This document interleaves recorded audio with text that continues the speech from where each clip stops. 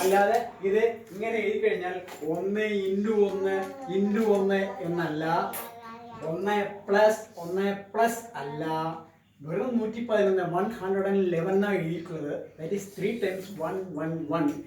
And this is a new type of mathematics I developed where it is written like this: 1 3 1 3. ഇങ്ങനെ എഴുതി കഴിഞ്ഞാൽ ഞാൻ ഇവിടെ ഒന്ന് എഴുതും. അതിനെ എങ്ങനെ എഴുതാമെന്ന് ഏതെങ്കിലും ഒരു കുട്ടി പറഞ്ഞു കഴിഞ്ഞാൽ I will be most happy.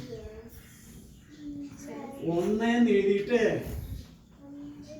ഇവിടെ 4 എന്ന് എഴുതി, 1 എന്ന് എഴുതിയിട്ട് ഇവിടെ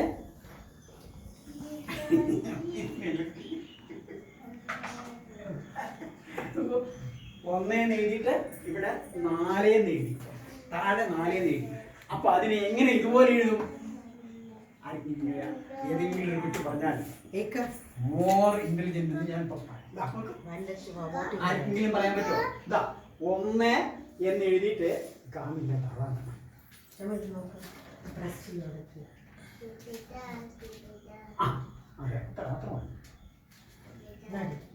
Teachers can also participate on that. 1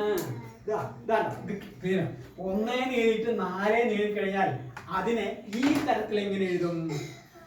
4 times you try. 1 2 3 go. Show. Take the pen and write 4 times. Go. Make a standing line. Press it. Very good. 2 3 and 4. Good. Very good.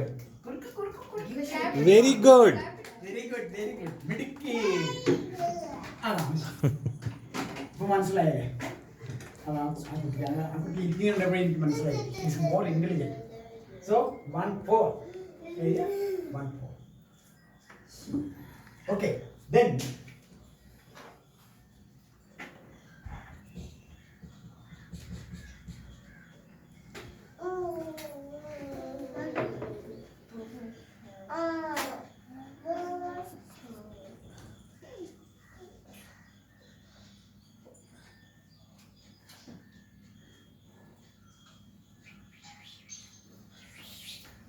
ക്ഷാമ teacher മനസ്സിലാവുണ്ടോ?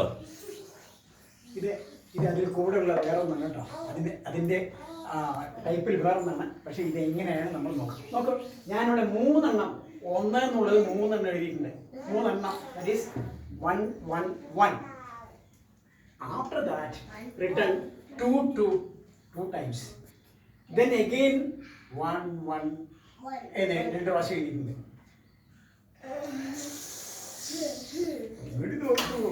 ഇവിടെ നോക്കൂ. അപ്പോ ഇതിനെന്ത് ചെയ്യണത്? ഇതൊരു പ്രത്യേകതയാണ്. ഇത് നിങ്ങൾ മനസ്സിലാക്കിയിരിക്കുന്ന ഒരു കാര്യമാണ്. ഇവിടെ നമ്മൾ നേരത്തെ പറഞ്ഞു, ആ കുട്ടി 1 എഴുതിയില്ലേ? 1 1 1 1 4 എന്ന് പറഞ്ഞ സമയത്ത് 1 1 1 1 ഇങ്ങനെയാണല്ലോ പറഞ്ഞത്.